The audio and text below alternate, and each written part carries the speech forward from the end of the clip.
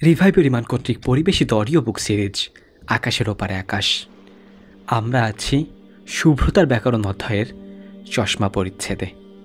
চশমা বিয়ে বহির্ভূত প্রেম ভালোবাসার ভয়ঙ্কর দিক জানার পরে আশা করি এখন তোমরা এর থেকে বের হয়ে আসার চেষ্টা করবে।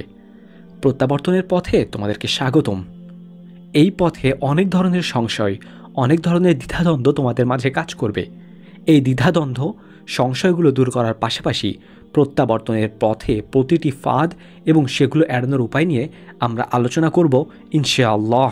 বইয়ের কলরব ছোট রাখার জন্য খুব বিস্তারিত আলোচনার সুযোগ নেই, সেগুলো আমাদের ওয়েবসাইট এবং পেজে পাবে।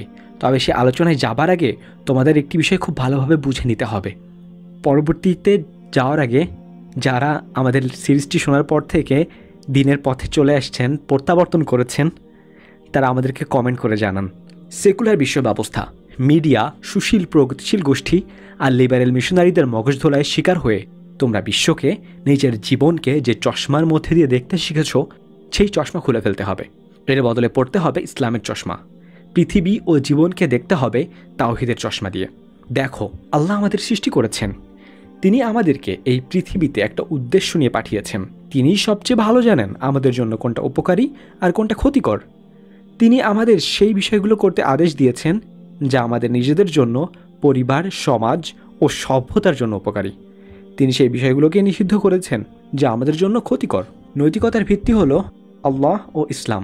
শালীনতা, অশ্লীলতা, ঠিক বেঠিক, ব্যক্তি স্বাধীনতা, মানবাধিকার সব কিছুর একমাত্র নীতি নির্ধারক হলেন আল্লাহ। কোনো মানুষ, কোনো সংঘ, সভ্যতা, ঐতিহ্য বা সংস্কৃতি নয়।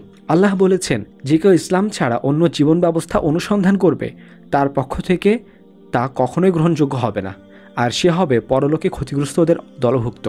সূরা আলে ইমরান 85।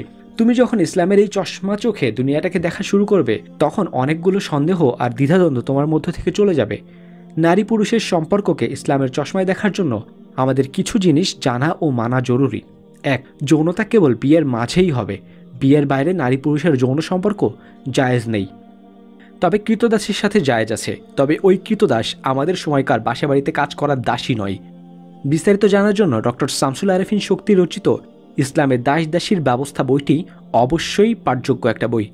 প্রেম ভালোবাসা থেকে দূরে থাকার ক্ষেত্রেও পরোক্ষভাবে সাহায্য করতে পারে এই বইটি।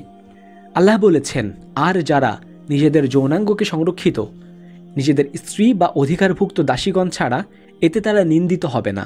তারপর কেউ এদেরকে ছাড়া অন্যকে কামনা করলে তারাই হবে সীমালঙ্ঘনকারী। 2. মাহরাম ছাড়া অন্য নারী পুরুষের অবাধ মেলামেশা ইসলামে জায়েজ নেই। মাহরাম হলো সেই সমস্ত নারী পুরুষ যাদের সঙ্গে বিয়ে হারাম। মেয়েদের জন্য মাহরাম হলো বাবা, দাদা, চাচা, মামা, নিজ ভাই, দুধ ভাই ইত্যাদি। ছেলেদের জন্য মাহরাম হলো মা, খালা, ফুপি, দাদি, নানি, নিজ বোন, দুধ বোন ইত্যাদি। মামাতো, চাচাতো, খালাতো, ফুপাতো ভাই বোন, দেবর, ভাবি, দুলাভাই, শালি একে অপরের মাহরাম না। এদের সাথে শরিয়া অনুযায়ী পর্দা করতে হবে, অবাধ মেলামেশা করা যাবে না। শুধু যে নির্জনেই মেলামেশা বন্ধ করতে হবে এমন না। সামাজিক গেদারিং, যেমন ধরো অফিস, আদালত, শিক্ষা প্রতিষ্ঠান, রাস্তাঘাট এবং বিভিন্ন পারিবারিক অনুষ্ঠানেও অবাধ মেলামেশা বন্ধ করতে হবে। শরিয়া সম্মত কোনো কারণ ছাড়া অনর্থক কথা বলা যাবে না, খোঁজ গল্প করা যাবে না, চ্যাট করা, হাই হ্যালো তো বহু দূরের কথা। আলকেমি লেখাতে আমরা দেখেছি নারী পুরুষের কাছাকাছি অবস্থান এবং কথাবার্তা কিভাবে মানুষকে প্রভাবিত করে। 3. নারী পুরুষ উভয়কেই পর্দা করতে হবে। পোশাক পরতে হবে শরিয়ার নির্দেশনা অনুযায়ী। শুধু শরীর ঢাকা যথেষ্ট না, শরীরের কাঠামো যেন বোঝা না যায় তাও লক্ষ্য রাখতে হবে। এই কথা নারী পুরুষ উভয়ের জন্যই প্রযোজ্য। আলকেমির লেখাতে আমরা দেখেছি নারীর সৌন্দর্য, শরীরের গঠন ছেলেদের কিভাবে পাগল করে দেয়। 4. চোখের হেফাজত করতে হবে নারী পুরুষ উভয়কেই, বিশেষ করে পুরুষের জন্য এটি অত্যন্ত জরুরি। নারীর তুলনায় পুরুষেরা সৌন্দর্য আর চেহারা দেখে বেশি প্রভাবিত হয়। 5. সবচেয়ে জরুরি হলো সঠিকভাবে তাওহীদ বোঝা। নিজেদের মুসলিম দাবি করলেও আমরা অনেকেই তাওহীদের অর্থ এবং দাবিগুলো বুঝি না। তাওহীদের একটা অর্থ হলো আল্লাহ আমার মালিক, আমি তার দাস। তিনি আমাকে যা বলবেন সেটাই আমাকে করতে হবে। শুনলাম ও মানলাম, এটাই হবে মুসলিমের মনোভাব। তাই যে কোনো কাজের ক্ষেত্রে আমাদের দেখতে হবে কাজটা শরিয়াতে হালাল না হারাম, এই কাজটাকে আল্লাহ পছন্দ করবেন নাকি অপছন্দ করবেন। তুমি যখন এই বিষয়টা মেনে নেবে, তখন ব্রেকআপ করলেও মনে কষ্ট পাবে এমন সংশয় থাকবে না। দিনই গার্লফ্রেন্ড বয়ফ্রেন্ডের নামে আত্মপ্রতারণার সুযোগ থাকবে না। ব্রেকআপের পর গার্লফ্রেন্ড বা বয়ফ্রেন্ডের ক্ষতি করা প্রতিশোধ নেওয়ার জন্য ছবি ভাইরাল করে দেওয়া, মিথ্যা ধর্ষণ বা নারী নির্যাতনের মামলা দেওয়া, আত্মহত্যা করা, মদ গাঁজা সিগারেট খেয়ে জীবন নষ্ট করার মতো কাজগুলো করার সুযোগ পাবে না, কারণ এগুলো সবই মহান আল্লাহর অবাধ্যতা। প্রেম ব্রেকআপের পরে এই চরমপন্থী প্রক্রিয়াগুলোর মূল কারণ হলো ক্রমাগত ব্রেন ওয়াশিংয়ের ফলে আমরা প্রেমকে জীবনের মূল উদ্দেশ্য ও সার্থকতা হিসেবে দেখি। পাশাপাশি আমাদের জীবনের সত্যিকারের উদ্দেশ্য কী, জীবনের সার্থকতা কোথায় আমরা জানি না।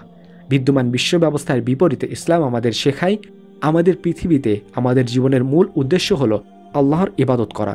আল্লাহ এজন্যই আমাদেরকে পৃথিবীতে পাঠিয়েছেন, আর আমি সৃষ্টি করেছি জিন এবং মানুষকে এজন্যই যে তারা কেবল আমারই ইবাদত করবে। সূরা আয-যারিয়াত 56। এটা কিন্তু শুধু নামাজ, রোজা, জাকাত, হজ ইত্যাদি আমলের মধ্যে সীমাবদ্ধ নয়, বরং মহান আল্লাহর নির্ধারিত শরিয়া অনুযায়ী ব্যক্তি, সমাজ, রাষ্ট্র এবং বিশ্ব পর্যায়ে প্রতিটি বিষয়ে আমল করা এবং সে অনুসারে চলাও আল্লাহর ইবাদত। এটাই দুনিয়াতে আদল এবং ইনসাফ প্রতিষ্ঠার মাধ্যম। এর মাধ্যমে মুসলিম উম্মাহ মানব জাতিকে অন্ধকার থেকে আলোর পথ দেখায়। এর মাধ্যমেই সৃষ্টির হক সংরক্ষিত হয়, দুনিয়াতে প্রতিষ্ঠিত হয় ভারসাম্য। কাজেই ব্যক্তিগত সম্পর্ক, আচরণ, লেনদেন, সামাজিক কিংবা অন্য ইস্যুতে আল্লাহর কথা অনুযায়ী কাজ করা, তাকে সন্তুষ্ট করার উদ্দেশ্যে কাজ করাও ইবাদাহ। এই জন্য আল্লাহ মানুষকে সৃষ্টি করেছেন। আমাদের জীবনের মূল উদ্দেশ্য প্রেম করা নয়, বোহেমিয়ানের মতো জীবন কাটিয়ে দেওয়া, ভবঘুরের মতো দুয়ারে দুয়ারে সস্তা সুখের খোঁজ করা, মানুষের কাছে আকর্ষণীয় বা কাঙ্ক্ষিত হওয়া মানুষের জীবনের উদ্দেশ্য না। মানুষ আল্লাহর দাস, আর হিসেবে আমাদের জীবনের প্রধান উদ্দেশ্য আল্লাহর গোলামি করা। এতে আমাদের জীবনের প্রকৃত সফলতা, সুখ এবং শান্তি নিহিত। শাইখুল ইসলাম ইবনে তাইমিয়া রহিমাহুল্লাহ যেমনটা বলেছেন, মানুষের অন্তর সৃষ্টিগতভাবেই দুইভাবে আল্লাহর উপর নির্ভরশীল। একটি হলো ইবাদতের ক্ষেত্রে, যা মানুষের জীবনের চূড়ান্ত লক্ষ্য, আর একটি হলো আল্লাহর সাহায্য ও তার উপর ভরসা করার ব্যাপারে। আল্লাহর ইবাদত ছাড়া, তাকে ভালোবাসা ছাড়া, তার দিকে প্রত্যাবর্তন ছাড়া অন্তর কখনোই বিশুদ্ধ হবে না, সফলতা লাভ করবে না, খুশি হবে না, সুখ পাবে না, প্রশান্তি পাবে না। এমনকি যদি সে উপভোগের সব কিছু পেয়ে যায়, তারপরেও অন্তর প্রশান্ত হবে না। এই বিষয়গুলো পাশাপাশি নারী পুরুষের সম্পর্কের ব্যাপারেও দৃষ্টিভঙ্গি বদলাতে হবে তোমাকে। এতদিন নারী পুরুষের সম্পর্কে তুমি দেখেছ প্রেমের ফিল্টারের ভেতর দিয়ে। আসলে বলা ভালো, এভাবেই তোমাকে শেখানো হয়েছে। কিন্তু নারী পুরুষের সম্পর্কের মূল ভিত্তি হলো বিয়ে, আর প্রেম আর বিয়ের মধ্যে আছে বেশ কিছু মৌলিক পার্থক্য। এ নিয়ে বিস্তারিত আলোচনার সুযোগ এখানে নেই, সেটা অন্য কোনো দিনের জন্য তোলা থাক। তবে এখানে আমরা সংক্ষেপে কিছু বিষয়ে বলি। ক, প্রেমের মূল বৈশিষ্ট্য হলো আকর্ষণ, নতুনত্ব, যৌনতা। অন্যদিকে যৌনতার পাশাপাশি বিয়ের বৈশিষ্ট্য হলো দায়িত্ব, সম্মান, মায়া, যত্ন, পারস্পরিক নির্ভরশীলতা, স্থায়িত্ব। বিয়েতে মজার সাথে সাথে আপাতভাবে কঠিন অনেক বিষয় আছে। অন্যদিকে প্রেমে আপাত দৃষ্টিতে শুধুই মজা, কোনো দায়িত্ব নেই, কোনো টেকসই বন্ধন নেই। নতুন প্রেম করে নতুন শরীরে ডুব দেওয়া কিংবা পছন্দের মানুষের সান্নিধ্য উপভোগ করা এর সহজাত বৈশিষ্ট্য। এখানে কেবল সুখ আর সুখ, কিন্তু সাধারণ যেসব বিষয়ে শুধুই সুখের প্রতিশ্রুতি দেয় সেগুলো মরীচিকা হয়। প্রেমও মরীচিকা, যার বিস্তারিত আলোচনা আমরা করে এসেছি। নোঙর ছাড়া নৌকা মুক্তভাবে চলতে পারে, কিন্তু দিন শেষে সেই ছুটে চলার পরিণতি কি হয়? সেই নৌকা কি গন্তব্যে পৌঁছায়? খ, এই পার্থক্যের কারণে বিয়ে এবং প্রেমের ক্ষেত্রে মানুষের মাইন্ডসেট প্রায় সম্পূর্ণ আলাদা থাকে। এজন্যই অনেক সময় বলতে দেখা যায় অমুক প্রেম করার জন্য ভালো, কিন্তু বিয়ের জন্য ম্যাটেরিয়াল না। মানুষ যাদের সাথে প্রেম করে তাদের অনেককেই বিয়ের উপযুক্ত মনে করে না। বিয়ে করতে গিয়ে একজন পুরুষ তার শুধু যৌনসঙ্গী খোঁজে না, সে তার সন্তানের মাকে খোঁজে। নারী শুধু বিছানায় সঙ্গী আর টাকার মেশিন খোঁজে না, তার সন্তানের পিতাকেও খোঁজে। স্বামী আর স্ত্রীর মধ্যে মানুষের সুখ দুঃখ ভাগিদার খোঁজে, জীবনের অংশীদারকে খোঁজে, দুনিয়া এবং আখিরাতের সাথীকে খোঁজে। বিয়ের মাধ্যমে দুটো পরিবারের সম্পর্ক হয়, দুটো বংশগতি এক সূত্রে এসে মেলে। সামাজিক প্রতিষ্ঠান হিসেবে সহজভাবেই ব্যক্তি, পরিবার এবং সমাজকে স্থিতিশীল করে। উড়নচণ্ডী বাউন্ডেলে ছেলেটাও বিয়ের পর সিরিয়াস হয়ে যায়, তাকে দায়িত্বশীল হতে হয়। সে নিয়মতান্ত্রিক জীবনযাপন করে, সন্তানের দায়িত্ব নেয়, পরিবার ও সমাজে অবদান রাখে। অন্যদিকে প্রেমের উদ্দেশ্য কী? প্রেমের উদ্দেশ্যই হলো ক্ষণিকের সুখ, স্রেফ আনন্দ, আর কিছু না। হয় শরীরের মাধ্যমে, নয়তো সান্নিধ্যের মাধ্যমে। প্রেমের সময় মানুষ সেই মানুষটাকেই বেছে নেয় যাকে তার কাছে সবচেয়ে আকর্ষণীয় মনে হয়, তৎক্ষণাৎ, যার কারণে তার মস্তিষ্কে ডোপামিন কিংবা সেক্স হরমোন রিলিজ হবে। যৌনতা অথবা বিচ্ছেদ ছাড়া প্রেমের কোনো চূড়ান্ত গন্তব্য নেই। প্রেম সবসময় একটা সাময়িক অবস্থা, সাময়িক সুখ, সাময়িক সান্নিধ্য, সাময়িক মনোযোগ, সাময়িক আবেগ ও অবস্থান। কাজেই এ সম্পর্ক হয় ক্ষণস্থায়ী। হরমোনের নেশা কেটে গেলেই সম্পর্কও হারিয়ে যায় অথবা দুর্বল হয়ে পড়ে। সম্পর্ক হিসেবে বিয়ে আর প্রেম যে একেবারেই আলাদা, অনেক ক্ষেত্রে বিপরীতমুখী, এ বিষয়টা খুব ভালোভাবে বোঝা যায় হযরত ওমর রাদিয়াল্লাহু তাআলা আনহুর খেলাফতের সময়কার একটি ঘটনা থেকে। একদিন এক লোক আসলো খলিফা হযরত ওমর রাদিয়াল্লাহু তাআলা আনহুর কাছে, বলল, ইয়া আমিরুল মুমিনিন, আমি আমার স্ত্রীকে তালাক দিতে চাই। কেন কেন তুমি তাকে তালাক দিতে চাও? কারণ আমি তাকে আর ভালোবাসি না। ওমর ইবনুল খাত্তাব রাদিয়াল্লাহু তাআলা আনহু বললেন, সব ঘর কবে থেকে কেবল ভালোবাসার উপরে গড়ে উঠেছে? সেবা যত্ন, তদারকি, অভিভাবকত্ব এগুলো কোথায়? ওমর রাদিয়াল্লাহু তাআলা আনহু যা বললেন তা হলো ভালোবাসাই বিয়ের একমাত্র উদ্দেশ্য নয়। এমন অনেক পরিবার আছে যেগুলো প্রতিষ্ঠিত হয়েছে ভালোবাসা ছাড়া অন্য কোনো কিছুর উপর ভিত্তি করে। হতে পারে তারা আগে একে অপরকে ভালোবাসত, কিন্তু মানুষের মন বদলায়, অনেক কিছুই ভুল হতে পারে, কিন্তু তার মানে কি স্ত্রীকে বা স্বামীকে আর ভালোবাসি না এই কারণে পরিবার ভেঙে ফেলতে হবে? আল্লাহ তাআলা স্বামী এবং স্ত্রীর মধ্যকার ভালোবাসা ও দয়া দিয়েছেন। যদি ভালোবাসা শেষ হয়ে যায় তারপরও সেখানে দয়া থাকে, যত্ন, অভিভাবকত্ব, দায়িত্ব, সমবেদনা আর সহানুভূতি থাকে। একজন স্বামীর উচিত তার স্ত্রীর যত্ন নেওয়া, যদিও সে তার স্ত্রীকে এখন আর তার ভালো লাগে না। ঠিক একই কথা প্রযোজ্য স্ত্রীদের ক্ষেত্রেও। একজন মুসলিম আখিরাতকে কেন্দ্র করে বাঁচে। তার কাছে পরিবার হলো এমন এক নিউক্লিয়াস যেখানে সে তার বাচ্চাদের লালন পালন করে। ওমর ইবনুল খাত্তাব রাদিয়াল্লাহু তাআলা আনহু বলেছেন, মাঝে মাঝে আমার ইচ্ছা করে না, তারপরও স্ত্রীর সাথে নিজের উপর জোর খাটিয়ে ঘুমাই। ওমর ইবনুল খাত্তাব রাদিয়াল্লাহু তাআলা আনহু কামনা অনুভব না করা সত্ত্বেও নিজের উপর জোর করে স্ত্রীর সাথে ঘুমাতেন।